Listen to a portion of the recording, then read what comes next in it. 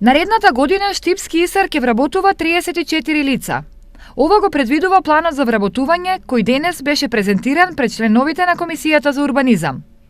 Сепак, од предпријатието потенцираат дека новите вработувања нема да бидат и нов трошок на предпријатието, зашто истите ќе дојдат на места кои се испразнети по пензионирање, заминување во технолошки вишок или друг основ. Генерално, бројот на вработените во јавното предпријатие ИСАР од постојниот нема да се зголеми и што е за нас најважно, значи во планот за вработување гледавме да тоа бидат ефикасни, продуктивни работни места, односно 90% од вкупниот број планирани вработени се општи работници во сите сектори на јавното предпријатие ИСАР, водовод, комунална хигиена, паркови и зеленина.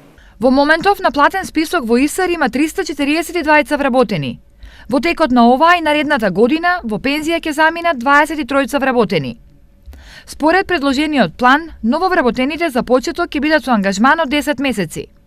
За овој период, во зависност од работното место, на нив ќе им се исплатат од 197 до 295.000 денари.